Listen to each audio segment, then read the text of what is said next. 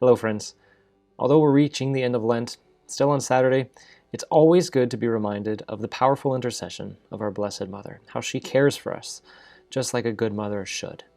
And in order to inspire a little bit more filial confidence in her, I want to share with you two stories that I've come across in the past couple of weeks, both of them relating the powerful intercession of our Blessed Mother with deadly diseases.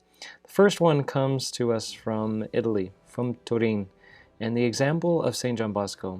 When a cholera epidemic hit Turin in the 1850s, John Bosco was taking care of about 100 boys in his oratory.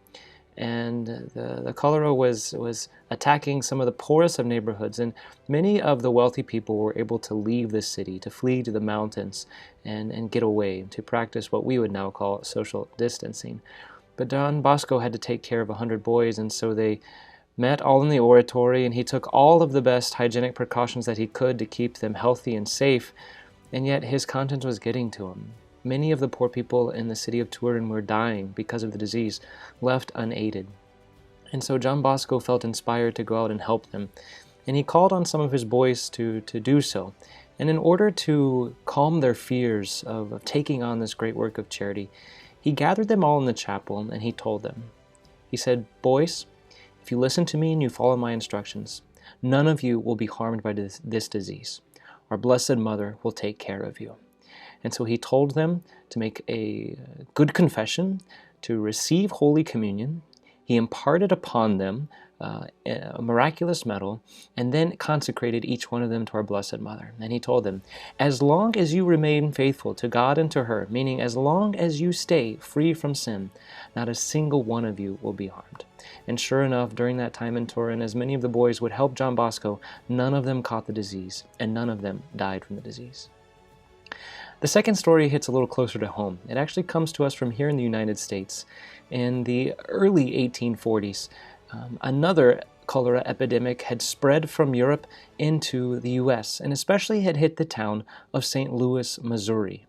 And there, in the Jesuit College of St. Louis, a group of students who were in the Marian Sodality decided that they were going to call upon the intercession of our Blessed Mother to protect not only the students of the Sodality, but all of the students there of the college. I think there were about between 200 and 300 students there at the time.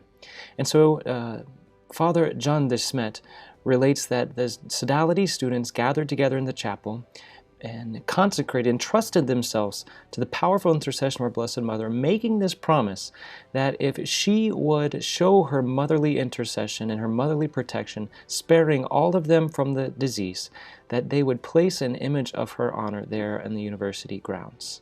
And they would actually not place an image, rather, they would crown the image that was already there. They would give her a silver crown.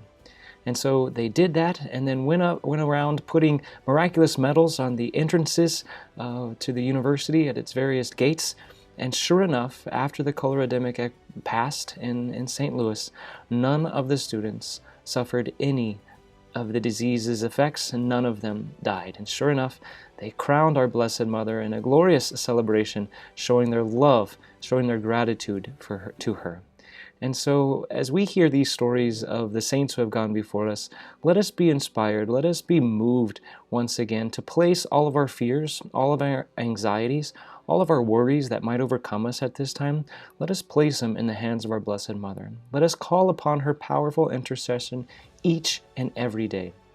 A good prayer that we could pray at this time is the Memorare, as hopefully we know that prayer, and if not, it's now the incentive to learn it.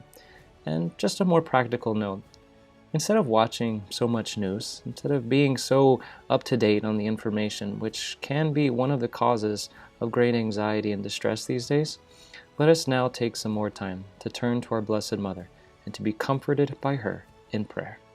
God love you and God bless you. Know that we are praying for you here at the seminary.